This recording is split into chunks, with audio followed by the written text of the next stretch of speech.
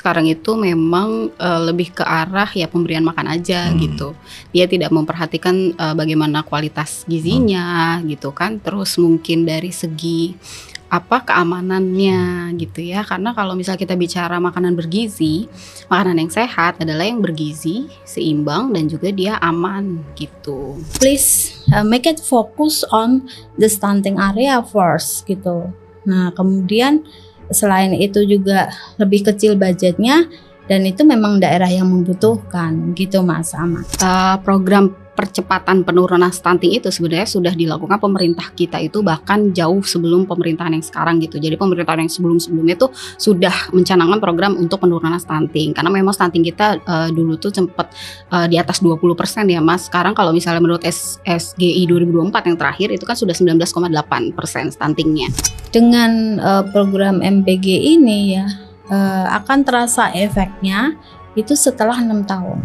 Saya katakan program yang mulia ya, maksudnya baik karena konsumsi akan tergenerate ya, pasti kan. Karena kan ada pembelian pasokan bahan pangan gitu kan.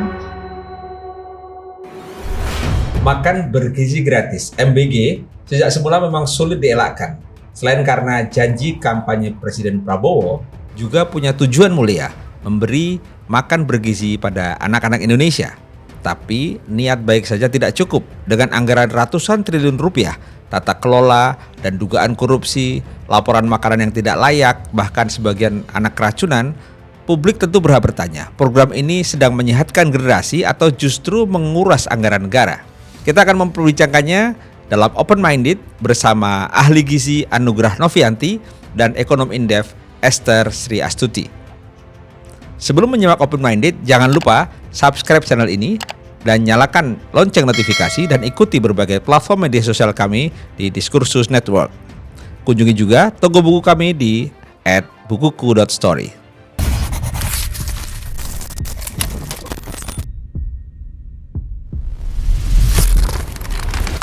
Sudah bersama kita Anugrah Novianti, seorang ahli gizi dan juga akademisi. Juga bersama kita juga seorang ekonom dari Indef, Esther Sri Astuti. Terima kasih mbak-mbak, ibu-ibu yang sudah hadir memenuhi undangan kami. Kita akan berbincang sesuatu yang hingga hari ini masih menjadi concern dan perbincangan banyak orang ya, mengenai makan bergizi gratis. Ini menarik karena dua-duanya ini seorang ibu, dua-duanya punya anak yang juga masih butuh-butuhnya gizi gitu ya. Tapi yang satu seorang ahli gizi, yang satu seorang ekonom. Saya akan mulai dulu dari Mbak Anugrah sebagai ahli gizi ya. MBG atau makan bergizi gratis yang menjadi program prioritas pemerintah ini sebenarnya kalau dari sisi prakteknya ya, karena udah jalan sekian lama, itu benar-benar bergizi atau sekedar mengenyangkan sebenarnya? Menarik ya pertanyaan ini Mas. Jadi langsung jawab ya. Ya. Sebenarnya kalau dari bahasanya kan memang arahnya itu adalah bergizi ya. Cuman kalau kita lihat dari prakteknya tidak ada standar baku sebenarnya untuk menu yang disajikan seperti itu. Jadi betul kalau misalnya MBG sekarang itu memang lebih ke arah ya pemberian makan aja gitu. Dia tidak memperhatikan bagaimana kualitas gizinya gitu kan. Terus mungkin dari segi keamanannya gitu ya. Karena kalau misal kita bicara makanan bergizi, makanan yang sehat adalah yang bergizi, seimbang dan juga dia aman gitu. Jadi itu yang harus diperhatikan sebenarnya. Percuma kalau misalnya kita membuat suatu menu makanan tapi dia tidak aman atau misalnya udah lewat dari jam normalnya nih gitu ya, time zone-nya. Nah di situ udah dikhawatirkan sih gitu. Jadi nggak bisa kita bilang lagi makanan yang sehat gitu. Sebenarnya untuk ukuran kira-kira menu paling sederhana ya, katakanlah setidaknya makanan sehat dulu deh. Ya. Itu sesederhana apa sih kalau kita bisa ngecek gitu? Nah Kalau dulu kita kenal namanya 4 sehat 5 sempurna tuh. Nah, sekarang sebenarnya narasinya pun harusnya sudah bisa diperbaiki ya. Jadi sekarang itu kita pedomannya adalah gizi seimbang. Gizi Jadi seimbang, betul. Jadi nggak ada lagi kita pakai sebenarnya istilah 4 sehat 5 sempurna. Karena beberapa kali narasinya tuh masih ada 4 sehat 5 sempurna gitu. Jadi ini sekalian kampanye sebenarnya gizi seimbang itu kita sudah dari tahun 90-an. Itu ya termasuk di situ ada menu karbohidrat, terus ada protein. Ya, protein itu ada 2, ada hewani, ada nabati. Terus ada sayurannya dan buah, sebenarnya itu. Jadi konsepnya tuh seperti itu, dibilang sebagai seimbang atau gizi yang seimbang gitu. Nah, kalau misalnya program ini terus berlanjut dan kemudian kita bisa melakukan, katakanlah melihat apakah ini punya dampak pada gizi anak, itu mengukur sederhananya gimana? Apakah soal berat badan, Betul. Tinggi badan misalnya, atau soal perubahan pola makan anak, atau seperti apa ngukurnya? Ya, jadi bisa keseluruhan tuh sebenarnya. Nah, kalau misalnya kita lihat yang sekarang sih belum sampai ke situ, Mas. Jadi baru sebatas hanya berapa titik SPPG yang dijangkau gitu. Berapa titik yang target titik SPPG di suatu wilayah yang bisa dijangkau gitu. Jadi belum sampai ke dampak sebenarnya penurunan status gizi tadi, penurunan stunting itu tadi gitu. Nah, Jadi ini soal stunting ini. Lanjutkan dulu tadi, tuntaskan ya, dulu. jadi sebenarnya kalau mau mengukur dampak suatu program gizi, kita benar harus melihat dari berat badan, kenaikan berat badan, terus perubahan status gizi gitu. Sama memang kita melihat dari perubahan asupan sebenarnya, pola makan gitu. Karena di situ kan kalau kita bicara program gizi, nggak cuma ngasih makan sebenarnya, ada edukasi yang diberikan gitu. Terus ada pembiasaan gitu kan, itu yang harus juga diselaraskan gitu. Jadi anak-anak tuh harus tahu, nggak cuma kayak dia, oh ini makan gitu, makan aja. Tapi dia tahu, oh makanannya itu harus ada karbohidratnya loh, harus ada proteinnya loh gitu. Yang tadinya mungkin nggak suka sayur, buah, dia kayak mau coba gitu. Terus akhirnya dia kenal, oh ini namanya sayur buah yang mungkin di rumah nggak selalu ada misalnya. Karena memang nggak selalu semua anak suka sayur dan buah gitu. Tapi karena diperkenalkan di program ini gitu kan, dia jadi tahu sayur dan buah itu sebenarnya ada kampanye di situ gitu kan. Bahwa anak-anak juga harus tahu makanan itu nggak cuma nasi, protein gitu. Tapi ada banyak karbohidrat aja, nggak cuma nasi. Dia harus tahu juga ada mie di situ, ada roti di situ, ada kentang, singkong, ubi gitu. Yang di Indonesia tuh banyak banget gitu komoditasnya gitu sebenarnya. Jadi bisa sambil kita ngenalin juga pola makan yang beragam seperti apa gitu. Nah, dalam konteks program pemerintah ini kan dimaksudkan dengan sangat mulia ya untuk mengatasi stunting. Tapi sebenarnya kan bukankah stunting itu sebenarnya mestinya diatasi lebih dini dari anak sekolah ya? Iya. Karena dalam konteks ini tuh gimana ya menghubungkan bahwa MBG itu bisa mengatasi soal stunting? Nah, jadi sebenarnya menarik ya, program percepatan penurunan stunting itu sebenarnya sudah dilakukan pemerintah kita itu bahkan jauh sebelum pemerintahan yang sekarang gitu. Jadi pemerintahan yang sebelum-sebelumnya itu sudah mencanangkan program untuk penurunan stunting. Karena memang stunting kita dulu tuh sempat di atas 20% ya Mas. Sekarang kalau misalnya menurut SGI 2024 yang terakhir itu kan sudah 19,8% stuntingnya.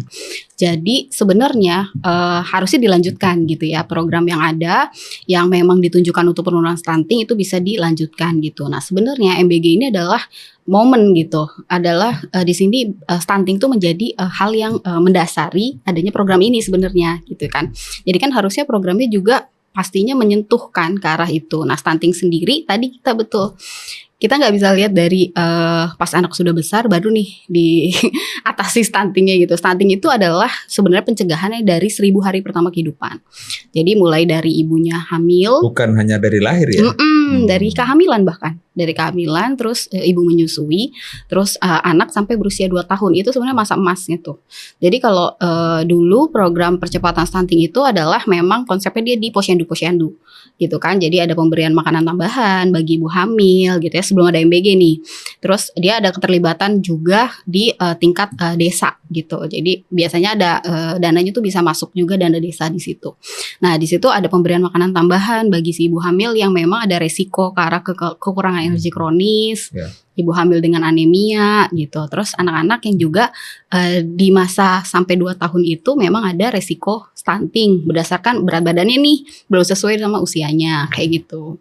Oke, ini kalau benar ini tujuannya untuk mengatasi soal stunting, artinya ini sebenarnya dari sisi pemerintah dengan anggaran yang begitu besar, ini kan investasi besar Betul. untuk kualitas manusia ya. Saya bergeser ke ekonom ini. Iya. Mbak Esther kalau melihat MBG sebagai investasi pada kualitas manusia, tetapi yang kita lihat hari ini kan masih di sana sini masih banyak yang perlu kita cermati ya. Sebenarnya sebagai investasi kualitas manusia di satu sisi, tapi di sisi lain dikerjakan dengan begitu masif gitu ya. Ini gimana melihatnya bahwa ini memang benar-benar sebagai sebuah investasi kualitas manusia ya? Ya, terima kasih Mas Aman. Ini pertanyaan yang menurut saya cukup menarik ya. Karena kan gini, sebelum MBG itu diimplementasikan, saya sudah membuat satu presentasi ya yang saya sampaikan waktu itu di depan lembaga yang mengelola bidding ya. Penyediaan barang publik. Nah, terus saya katakan kalau implementasi nanti MBG itu membuat dapur-dapur umum ya, kemudian istilahnya sentralisasi ya itu kan. Nah, itu menurut saya akan banyak celah gitu, banyak celah korupsi gitu kan. Nah, dari sisi yang lain, saya tawarkan misalnya kalau bagaimana kalau kita lihat kayak di negara lain gitu ya, yang by cash by transfer gitu. Jadi lewat sekolah aja ditransfer, terus kemudian dari sekolah yang mengelola gitu, ada kantin dan melibatkan komite sekolah gitu, yang which is one of the komite sekolah itu adalah orang tua gitu. Jadi secara berkala nanti akan bisa diaudit gitu kan, tentang kecukupan gizinya dan seterusnya. Nah, dari sisi audit juga lebih mudah karena kan kita tinggal transfer udah ya kan, kita lihat apakah sesuai apa enggak gitu. Nah, tapi ternyata lebih yang dipilih adalah pembentukan dapur umum gitu ya, yang which is kalau menurut saya untuk installment fee-nya aja itu kan lebih mahal ya kan. Kalau langsung sekolah kan nggak ada dapur umum gitu, nggak ada biaya pembangunan dapur umum, manfaatin kantin gitu kan. Nah, terus dari sisi kecukupan gizinya pasti bisa dikontrol karena di situ ada orang tua, ada guru ya. Nah, dari sisi auditornya juga lebih mudah diaudit gitu. Nah, ada beberapa benchmarking studies yang saya kemukakan waktu itu. Kalau dapur umum memang kayak India itu pakai dapur umum, which is that's the best practice in the world ya. Ada juga yang kalau di Cina kan ada kantin sekolah ya kan. Di beberapa negara misalnya Jepang itu bahkan nggak free. Berbayar maksudnya? Sebagian disubsidi bagi orang yang tidak mampu. Nah, kalau di Australia itu juga tidak full free ya gitu. Jadi dan melibatkan komite sekolah. Jadi menurut saya ya kalau mau dilaksanakan ya harus mengadop ya best practice yang ada di negara-negara tersebut gitu. Saya katakan begitu. Nah, kemudian ketika melihat dari sisi anggaran APBN itu yang luar biasa besarnya ya, kayak setara dengan pembangunan IKN 400 triliun ya kan. Wow, that's amazing. Nah, terus saya bilang apakah di dalam beberapa FGD ya yang diselenggarakan oleh instansi pemerintah, saya bilang apakah ini bisa dianulir. Nah, ternyata tidak bisa karena dengan alasan ini adalah janji kampanye presiden gitu. Ya sudah, kalau memang harus dilaksanakan ya please make it focus on the stunting area first gitu. Kenapa saya katakan begitu ya, karena kalau kita lihat daerah-daerah itu yang paling membutuhkan, itu pertama.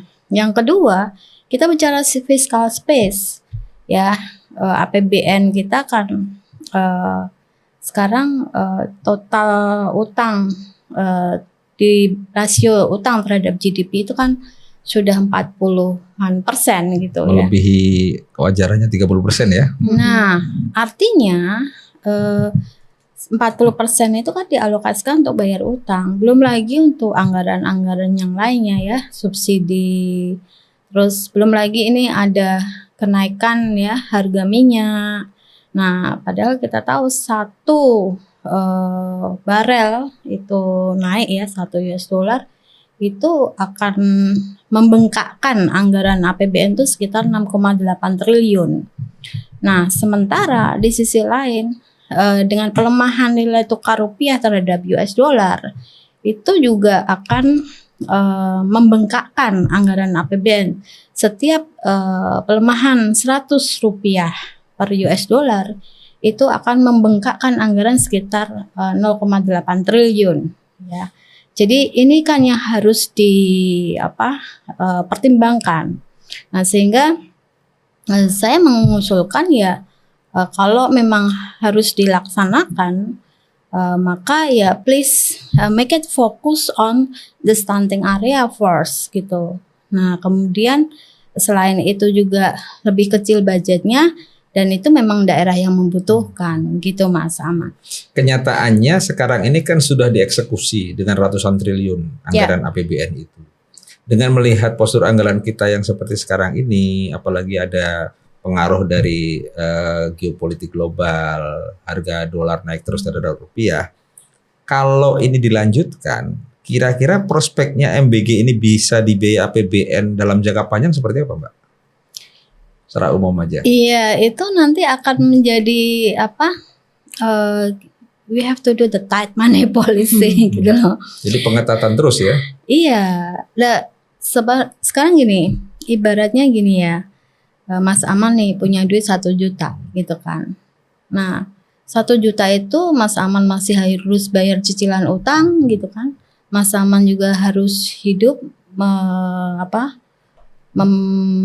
belanjakan untuk kebutuhan sehari-hari, ya fokus aja di situ.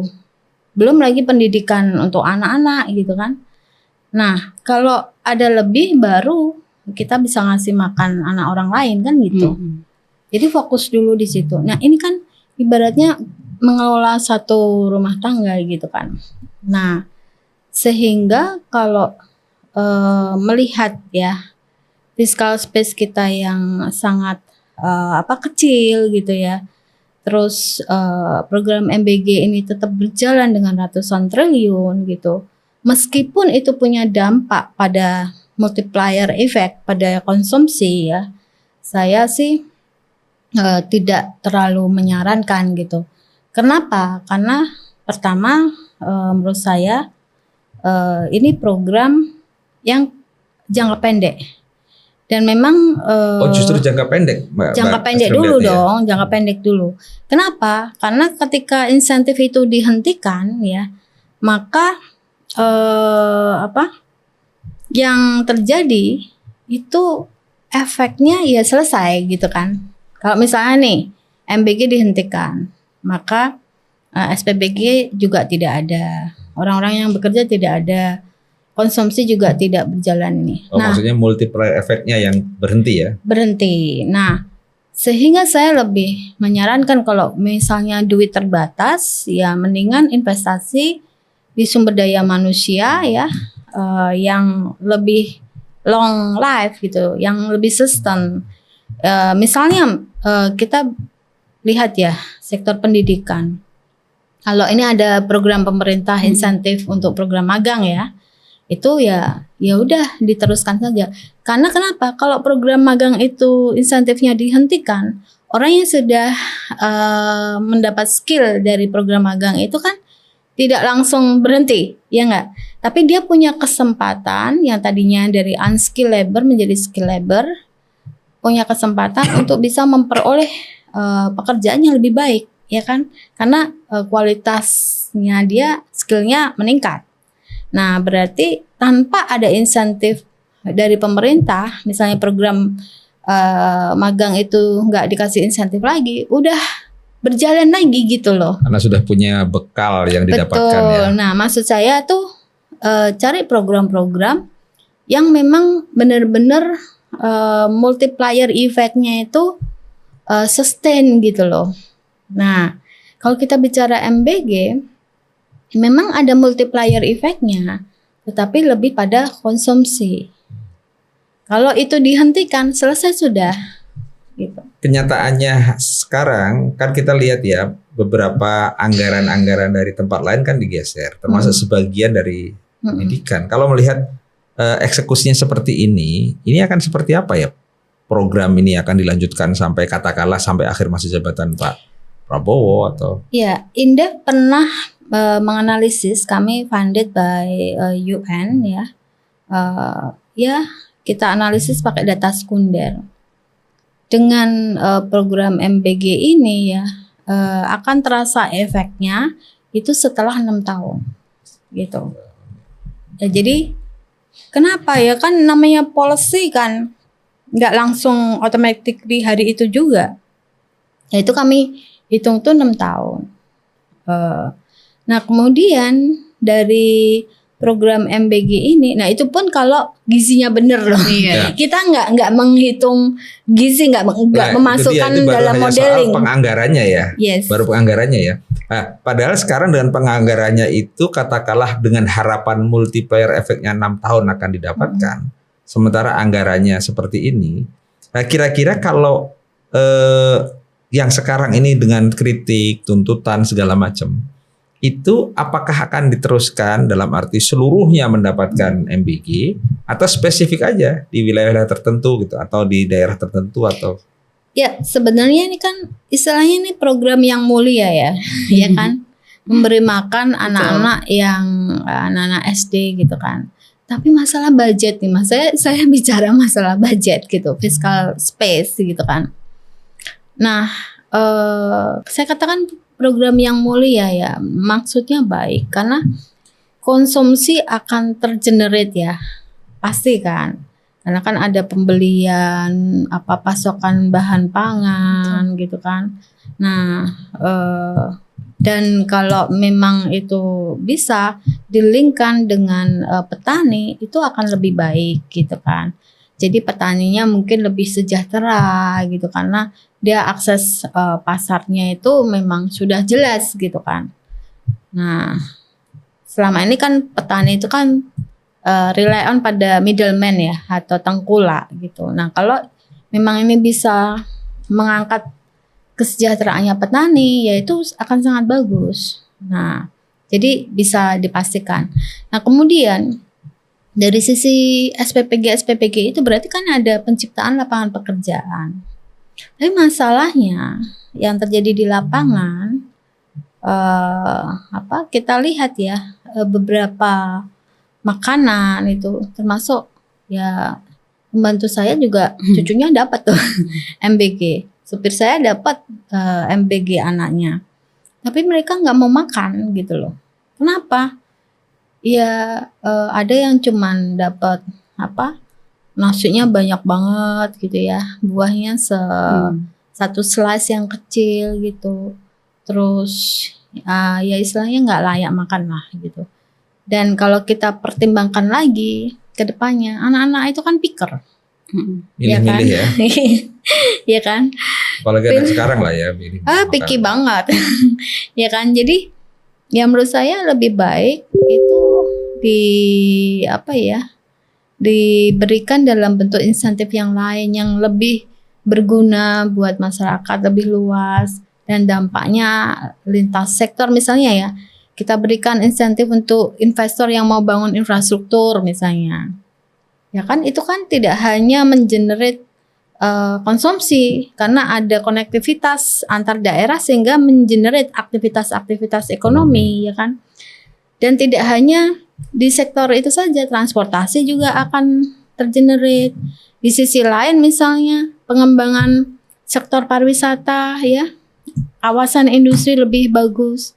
Nah, lebih mendingan gitu deh. Ya, ini betapapun ini keinginan mulia atau program mulia dari Presiden Prabowo ya, tetapi ada aspek anggaran yang kemudian berdampak pada aspek eksekusi juga yang mungkin perlu dicermati, tapi akhirnya berdampak juga pada pemenuhan gizi itu sendiri kan, karena kualitasnya menjadi berisiko kan. Nah, dari ahli gizi melihatnya kenyataan yang sekarang ini sudah terjadi seperti apa sih sebenarnya di lapangan itu? Iya, Justru saya melihatnya lebih ke sisi ini nggak ada dampak ke gizinya sih Pak. Jadi maksudnya kayak agak ngabur gitu ya, tujuannya tuh mau kemana gitu. Karena kalau kita melihat program gizi sendiri, sebenarnya pembentukan Badan Gizi Nasional itu adalah menjadi harapan baru sebenarnya buat kami gitu ya. Gizi ini menjadi perhatian gitu setelah sekian lama sebenarnya. Karena kan biasanya kita hanya masuk di salah satu bagian divisi di Kementerian Kesehatan gitu kan, walaupun memang program gizi sudah masuk di situ. Nah terus terbentuknya Badan Gizi Nasional itu sebenarnya menjadi satu momen, wah gizi ini menjadi perhatian gitu, dan masyarakat sekarang udah lebih aware dengan gizi itu sendiri sebenarnya. Jadi kayak kita kan kenal yang namanya statement tuh tidak lagi kita cegah itu pengobatan itu tidak kita lakukan, tapi kita cegah itu dari makanan. Sebenarnya kayak gitu. Jadi gizi itu lebih ke pengaturan si pola makannya itu. Nah, tapi kalau kita lihat sekarang di eksekusinya adalah nggak ke tahap situ gitu. Jadi malah lebih ngabur nih. Ini mau ngelihat penurunan stunting pun kita nggak bisa lihat karena penerimanya adalah tidak yang sesuai sasaran sebenarnya gitu. Jadi kalau misalnya dari tim kita udah melihat dan menganalisa juga adalah di sini memang dibutuhkan fokus yang penting adalah utama penerimanya itu sesuai sasaran gitu.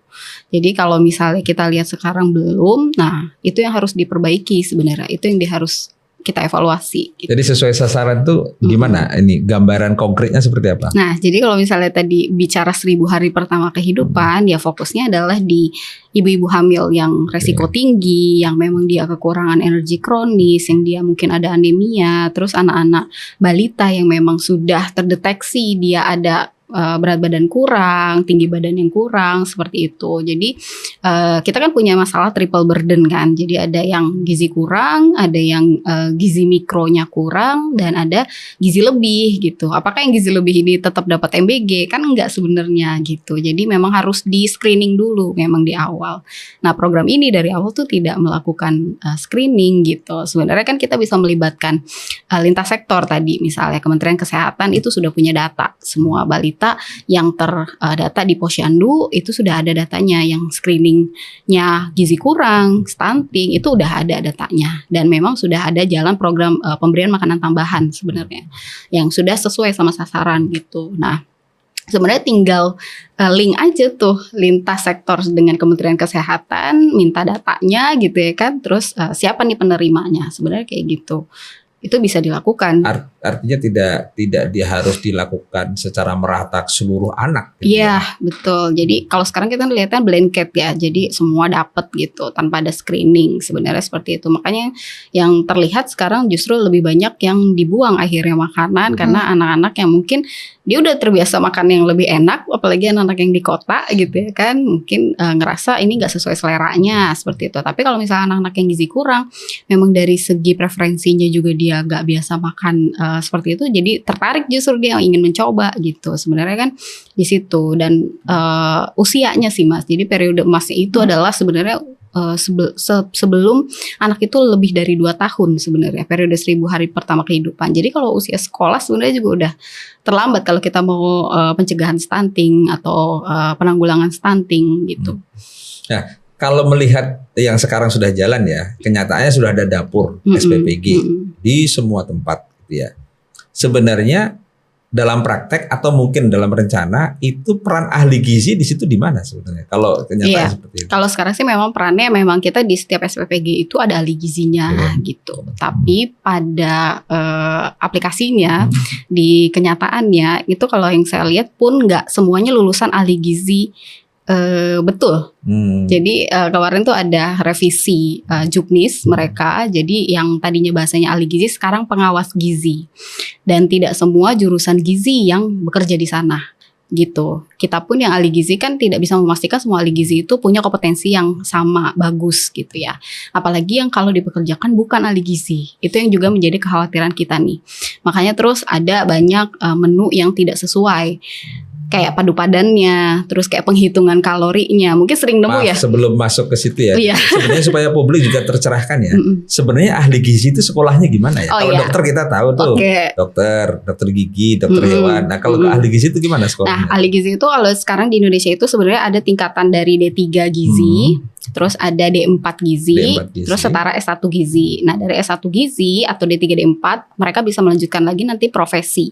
Profesi itu sekarang ada 2, ada dietitian, itu dia lebih ke gizi klinis memang. Diet ya ini ya, dietitian ya. Dietitian. Jadi biasanya lebih ke klinis, lebih ke kuratif.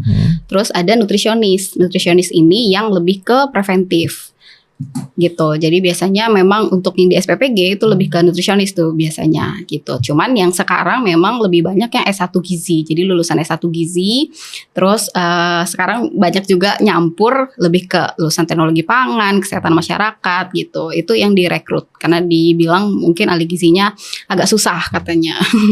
Nah, lanjutkan yang tadi itu. Apa yang dikerjakan atau yang menjadi tugas dari ahli gizi atau pengawas gizi lah ya kalau di Juknisnya sekarang ini di SPPG. Setiap SPPG ada berarti? Ada yang disebut pengawas gizi itu. Kalau di Juknis sih dia ada 7 tupoksi. Iya, jadi dia termasuk di situ memantau, terus membuat menu, terus dia mengawasi gitu ya, terus menjaga kualitasnya, terus juga ada edukasi dan konseling. Sekarang dia ada tambahan di Juknis 2026 ini dia ada tambahan edukasi dan konseling. Jadi sebenarnya banyak sekali tugas si ahli gizi ini dalam satu SPPG, hanya satu ahli gizi untuk 3.000 sampai 4.000 porsi. Dan lingkupnya itu ya cukup banyak ya porsinya. Jadi mereka kerja juga dari malam ke pagi gitu. Jam kerjanya tuh nggak yang normal kayak kita kantor. Jadi dia dari malam ke pagi gitu. Iya. Ini nggak ada shift, Bu. Jadi dia cuma satu. Berarti sebenarnya strategis dong fungsinya ahli gizi di situ ya. Iya, tetapi betul. dengan skala dan volume yang begitu besar betul. untuk seorang ahli gizi dengan 3.000 menu ya. Tadi 3.000 porsi ya. Itu agak berat. Bukan agak berat sekali. Berat sekali. Enggak, kalau normalnya itu sebenarnya gimana sih kalau ahli gizi misalnya secara standar tuh gimana kerjanya? Ya sebenarnya sih kalau di tingkat masyarakat itu kita sedang berusaha mewujudkan one nutritionist for one village sebenarnya gitu. Satu ahli gizi, satu desa, satu kelurahan gitu ya. Satu kelurahan, tapi bukan untuk penyelenggaraan makanan banyak gitu. Jadi untuk memantau si status gizi di satu wilayah itu gitu.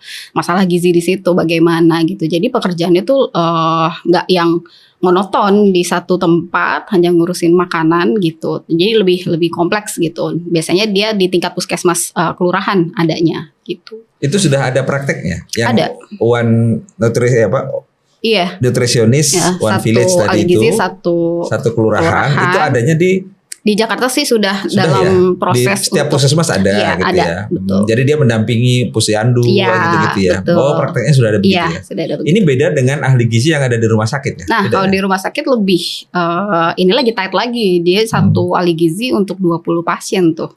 20 pasien berarti itu rumah sakit banyak dong. Iya, idealnya seperti itu. Nah, nanti disesuaikan sama bor masing-masing rumah sakit. Biasanya kayak gitu. Nah, sekarang kalau misalnya dalam praktek ya, ahli gizi yang ada di SPPG kalau menemukan katakanlah hal-hal yang mungkin makanan tidak layak, itu gimana ngambil keputusan atau menjadi menjadi perhatian atau merubah sesuatu di SPPG itu nggak? Iya, jadi biasanya memang mereka itu kan selalu berdiskusi ya. Nanti kan ada accountingnya tuh. Nanti terus bekerja samanya sama kepala SPPG-nya. Nah, memang ada beberapa kondisi yang ahli gizi itu agak mentok itu di keputusan si kepala SPPG-nya. Nggak selalu selaras mereka. Jadi ada mungkin yang ahli gizi yang beruntung dia dapat SPPG yang nurut gitu ya. Maksudnya agak bisa nih dikondisikan gitu ya sesuai sama yang jadi masukan si ahli gizi. Tapi ada juga yang menolak nih Pak gitu. Jadi yang agak khawatir adalah ketika si ahli gizinya udah idealis nih membuat menu, nah mental di kepala SPPG-nya. Biasanya kayak gitu. Itu alasan apa biasanya mental itu? Kan tinggal diikuti saja sebenarnya. Anggaran, balik lagi budget mereka.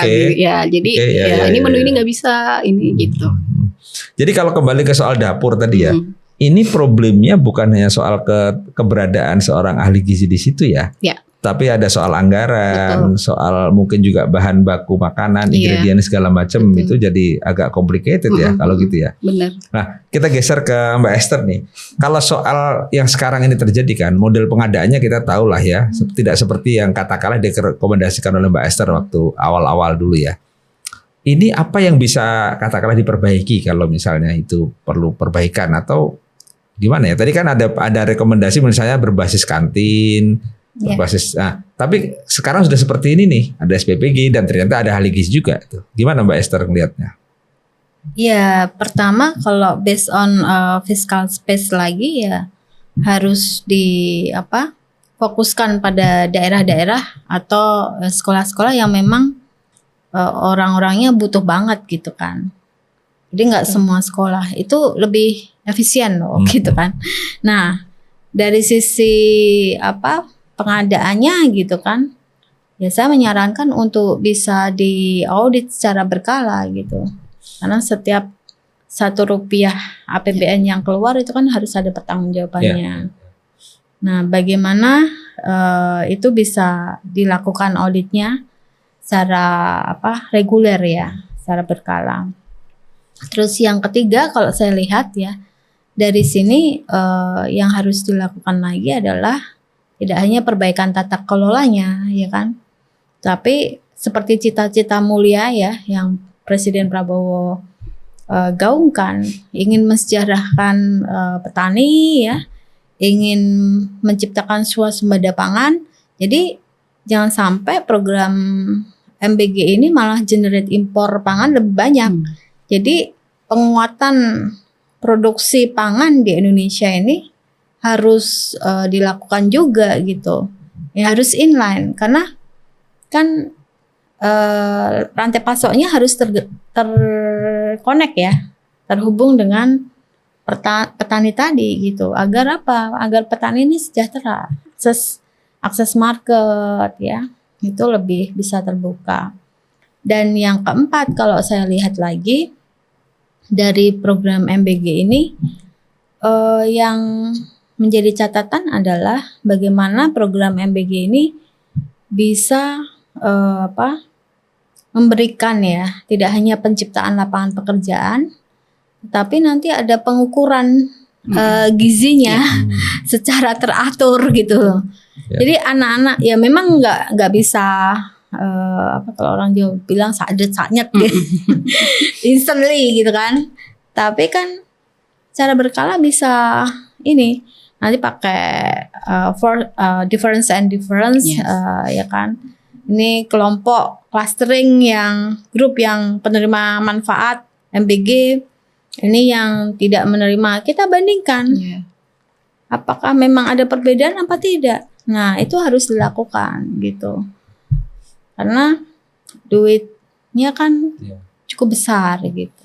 Kalau melihat model pengadaan yang sudah terjadi ya, kan bahkan ya secara ekstrim kita ditunjukkan pada fakta bahwa kemudian ada kasus korupsi di situ. Bukan hanya oleh mereka yang ada di level pelaksana di bawah, tapi bahkan pimpinan dan jajaran pimpinan, kepalanya, wakil kepala dan segala macam. Ini kan nuansa bahwa ini sebagai program untuk menyehatkan atau memberi makan pada anak-anak kita itu agak berkurang dibandingkan dengan katakanlah nuansa bisnisnya kan, nuansa proyeknya sebagai proyek gitu kan. Ya. Nah kalau sudah seperti ini, maka sebenarnya kalaupun bisa dikoreksi, tadi Mbak Esther kan sampaikan tuh, gimana kalau berbasis daerah atau berbasis sekolah, itu masih mungkin nggak secara penganggaran? Kalau menurut saya, why not gitu kan? Jadi harus berani setelah mengambil keputusan ya, setelah melihat beberapa case gitu kan. Ini kan istilahnya bukan program yang memang harus dilakukan untuk semua masyarakat di Indonesia gitu. Kita pengennya yaitu setiap rupiah itu yang bergulir itu ada manfaat ya bagi masyarakat luas gitu. Ya harus dilakukan dan berani melakukan. Apalagi kalau gini ya, kalau misalnya itu dibuat berbasis sekolah misalnya, artinya harus ada perubahan dalam konteks juknisnya ya. Sementara sekarang kan penganggarannya sudah begitu rupa ya, sentralistik lah katakanlah begitu ya, tidak berbasis apalagi berbasis sekolah, berbasis daerah pun mungkin tidak ya. Apalagi terkoneksi dengan rantai pasok petani atau mungkin yang lain-lain gitu. Kalau dari sisi anggaran yang begitu besar, mestinya itu memungkinkan ya. Iya, mestinya memungkinkan seperti tadinya tidak ada MBG di APBN menjadi ada. Iya kan? Ya. Jadi semua langsung relokasi anggaran ke sana. Nah, Nah, tinggal goodwill aja, Mas. nah sekarang kalau itu dilakukan, katakanlah dengan banyaknya protes soal MBG ya, dan presiden mungkin mau melakukan katakanlah evaluasi, perbaikan program, bahkan sudah mengganti kepala BGN. Tapi kemudian tadi Mbak Nugrah menyampaikan adanya kalau itu kerjasama antar sektor untuk melakukan kalau tidak lagi dilakukan secara universal semuanya gitu ya. Itu sebenarnya bisa terkoneksi dengan Kementerian Kesehatan misalnya. Itu secara praktek ada nggak yang sudah dilakukan selama ini? Entah itu posyandu atau apa yang? Sebenarnya kemarin sudah sempat lihat beritanya, itu sudah ada evaluasi gitu ya. Jadi ada kunjungan dari tim BGN itu ke Kementerian Kesehatan sebenarnya. Kalau lihat beritanya itu sudah dilakukan. Cuman nggak tahu setelah itu bagaimana penerusan itu seperti apa, itu belum terlihat sih gitu. Jadi tapi sebenarnya dulu juga kita sempat ikut ya evaluasi yang waktu keracunan banyak itu, kita sempat ikut evaluasinya. Di situ sudah ada Kementerian Kesehatan juga, BPOM dan BGN. Jadi baru-barunya BGN menjalin kerjasama dengan Kementerian Kesehatan itu di situ.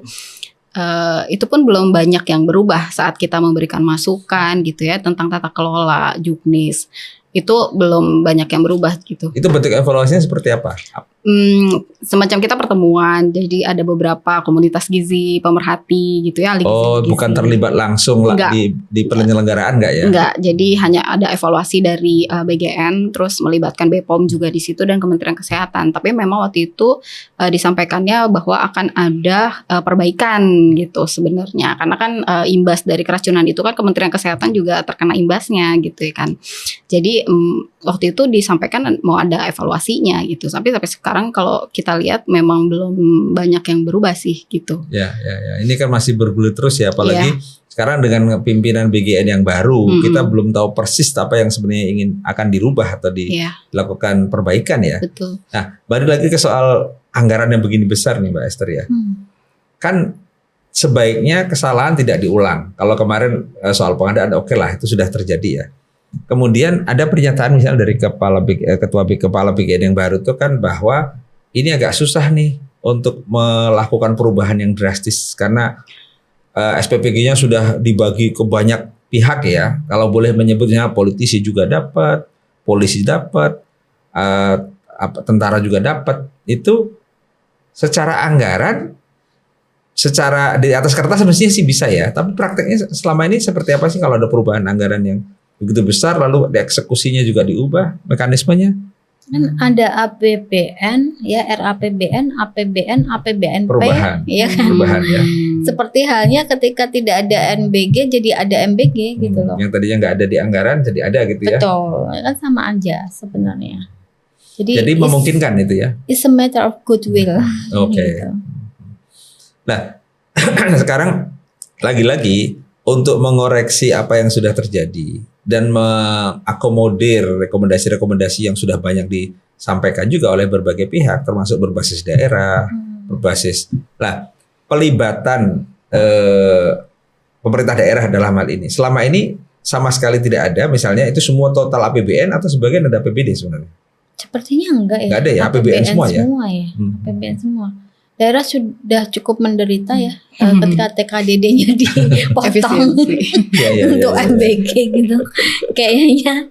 Jadi kalau menurut saya ya paling tidak semuanya yang tadinya tidak ada menjadi ada gitu kan. Ini juga sama aja sih, walaupun memang pasti ada pihak-pihak yang dirugikan gitu.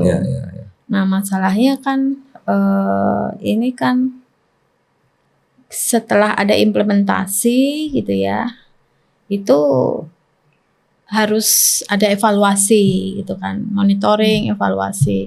Dan saya menyarankan ketika kita mau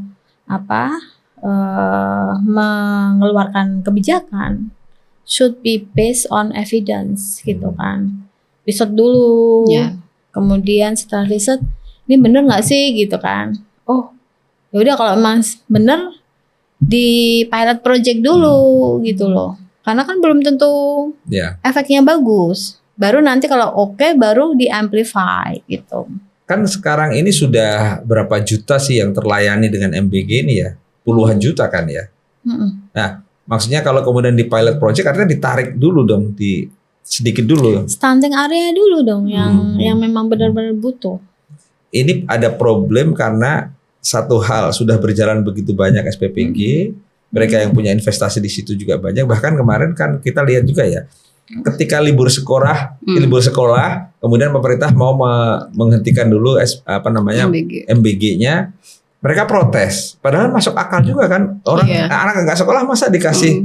Mereka pada liburan dikasih MBG kan? Makanya saya tadi bilang pasti dengan adanya perubahan ada pihak-pihak yang dirugikan gitu kan. Nah sekarang katakanlah secara karena anggarannya begitu besar, hal-hal yang diperlukan untuk mencegah kan kasus korupsi sudah terjadi nih, proses hukum sedang berjalan ya. Untuk mencegah hal itu tidak terulang, apa dengan menjaga anggaran yang besar ini, Mbak Esther? Ya kalau menurut saya lebih mudah ya. Kalau saya sih praktis aja, simple. By cash, by transfer. Nanti kita lacak gitu, apakah ditransfer sesuai dengan nominalnya yang dianggarkan. Dari situ nanti kita transfer ya. Setelah ditransfer, diaudit apakah memang peruntukannya seperti itu ya, seperti yang dilakukan penggunaan anggaran-anggaran APBN gitu, nanti ada auditnya gitu. Dan ketika ada kesalahan ya itu yang harus hukum gitu ya. Ada karena ini nggak tanggung-tanggung ya, begitu ada kasus hukum langsung pimpinan tertinggi loh, bukan ecek-ecek yang di bawah-bawah loh. Boro-boro audit ini langsung pimpinan tertinggi. Ini kan sebenarnya agak mengerikan sebenarnya dari sisi tata kelola ya. Nah, karena itu dampaknya kan ke dapur dan kemudian ke soal makanan dan segala macam. Nah, kalau kita kembali ke dapur ya, kalau bisa digambarkan kira-kira kalau tata kelola dapur itu dilakukan perbaikan apa Mbak Anugrah? Saya setuju yang Bu Esther tadi sampaikan, yang memang desentralisasi, jadi bisa per sekolah yang mengelola. Karena waktu itu saya pernah juga bikin pilot project, Pak. Jadi sebelum EBG itu sekitar 2024 ya, itu saya pernah meneliti juga, membuat satu pilot project. Konsepnya itu kita di PAUD waktu itu. Karena kan PAUD juga disampaikan di satuan pelayanan PAUD itu memang harus ada pemberian makanan sebenarnya untuk siswanya gitu. Nah di situ sekalian juga kita mengkampanyekan itu ke para penyelenggara sistem PAUD itu. Nah kita buat coba 3 bulan pemberian makanan itu melibatkan komite sekolah, terus ada juga guru yang terlibat juga dalam pengawasannya. Jadi di situ benar-benar nol angka keracunan ya waktu 3 bulan kita berjalan. Dan di situ kita men-screening. Jadi kita buat menu sesuai dengan kondisi status gizi masing-masing anaknya. Jadi misalnya yang memang kurang gizi gitu ya, kita kasih yang memang cukup kalorinya dan proteinnya, tapi memang dia gizinya itu bahkan lebih, itu kita banyakin seratnya, lebih ke situ. Jadi kita sesuaikan kebutuhannya, dan itu lingkupnya kan kecil. Ada 2 PAUD waktu itu di Jakarta Utara. Jadi ini sudah MBG berarti ya? Sebelum. Belum. 2024. Jadi 2024 iya, kalau bicara pilot kita waktu itu malah sudah pernah melakukan gitu kan. Konsepnya betul seperti Mbak Esther bilang. Jadi desentralisasi di sekolah dan melibatkan komite. Jadi komite itu sekalian dia masak, sekalian dia controlling gitu. Dan ahli gizinya dari kami gitu ya kan, karena kami mengerjakan. Ahli gizi itu memantau gitu. Jadi memantau setiap hari apakah menunya sudah sesuai dengan yang dibuat gitu ya. Nah, itu kita juga belanjanya waktu itu di pasar sekitar. Jadi pasar sekitar juga melibatkan tukang sayur di situ gitu. Jadi mereka yang supply gitu. Jadi nggak yang ya kalau misalnya kebayang di semua sekolah begitu berarti kan merata ya gitu ya. Jadi penjualan itu bisa melibatkan tukang sayur setempat atau misalnya petani kalau misalnya di daerah itu pasti akan lebih bagus lagi sih gitu. Kalau itu yang dilakukan tentu pertama itu soal kualitas gizi bisa dikontrol ya. Sekarang kalau berdasarkan pengalaman tadi ya bahwa ada ahli gizi di setiap SPPG, tetapi tidak semua rekomendasi ahli gizi itu kemudian diikuti oleh SPPG kan. Kenyataannya begitu karena mengejar kuantitas yang harus beberapa ribu porsi itu tadi ya. Nah, kembali ke soal dengan dana yang begitu besar, sementara sangat sulit untuk dilakukan apa istilahnya eksekusi yang lebih cermat gitu ya, apalagi pilih-pilih yang mana yang kurang bergizi, mana yang segala macam kan agak susah tuh ya. Dan kenyataannya sudah ada kasus korupsi kan. Gimana kira-kira dengan momentum yang sekarang ini, banyaknya protes segala macam, itu pemerintah kalau mau melanjutkan ini tentu dengan melakukan mendesain ulang lah gitu ya, mendesain ulang. Kalau dari sisi anggaran seperti apa, misalnya soal pengadaannya, kemudian soal karena udah terlanjur nih SPBQ sudah ada di mana-mana ya. Mbak Esther ada rekomendasi nggak kalau penataan ulangnya seperti apa dari sisi Lebih mudah lewat dana BOS, ya kan? Kalau itu dari APBN lewat dana BOS. Jadi dikembalikan ke porsi pendidikan ya, bukan ya. Lebih mudah kan, kalau kontrolnya juga lebih mudah. Dan saya sangat yakin ya, misalnya ini kan harus ada pilot project dulu, karena kalau tidak ya kesalahannya jadi akan lebih masif gitu loh. Sehingga gini Mas, kalau menurut saya yang namanya kantin sekolah kalau dilibatkan itu by cash by transfer. Tentu saja dari sisi teknis dia tidak akan meracuni anaknya sendiri ya kan. Dan delivery-nya kan juga on time gitu loh.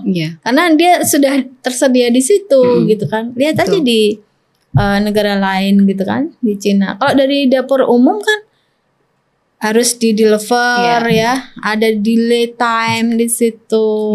Waktu tunggunya gitu kan.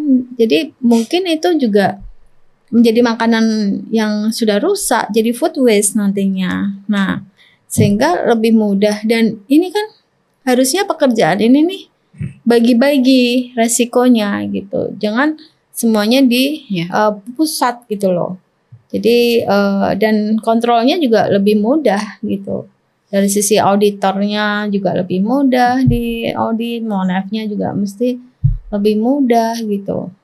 Nah ini kalau katakanlah ini pertanyaan buat Mbak berdua nih ya, Mbak Esther sama Mbak Nugrah ya. Dalam situasi yang seperti ini dan kelihatannya begitu rumit ya, kalaupun perubahan dilakukan itu sangat ekstrim perubahannya. Ini MBG bisa diteruskan dengan sekian perbaikan atau dihentikan dulu sementara, bikin pilot project dulu gitu ya, sambil didesain ulang atau seperti apa, Mbak, dari Mbak Nugrah dulu? Iya, saya setuju di break dulu ya, Di break dulu ya, artinya dihentikan dulu semua gitu ya. Jadi evaluasi, benar-benar total evaluasinya, mungkin dari petingginya juga benar-benar dilihat secara keseluruhan. Terus kerjasama yang memang sudah mulai dibangun komunikasinya dengan Kementerian Kesehatan, mungkin juga BPOM gitu ya. Terus dengan banyak lintas sektor itu mungkin bisa dimaksimalkan sih di situ. Kalau misalnya dia break dulu. Oke, kalau dari sisi dengan pengelolaan anggaran yang begitu besar, Mbak Esther apa rekomendasi? Apa dihentikan dulu sama dengan Mbak Nugrah tuh, lalu ditata ulang lagi penganggaran segala macam? Saya sudah ngomong ke banyak policy maker, termasuk dengan yang in charge juga. Ketika saya menyampaikan ini tolong dievaluasi lagi karena implementasinya begini, meskipun kalau secara kertas dengan analisis data sekunder gitu ya, itu memang punya dampak multiplier effect gitu. Nah tapi kalau kita lihat kecukupan gizinya kan di lapangan sangat berbeda gitu kan. Nah sehingga lebih baik ya anggaran itu difokuskan gitu untuk hal-hal yang lebih sustain gitu. Apa tuh misalnya? Ya tadi misalnya akses untuk pendidikan diperluas, itu lebih sustain loh. Ya.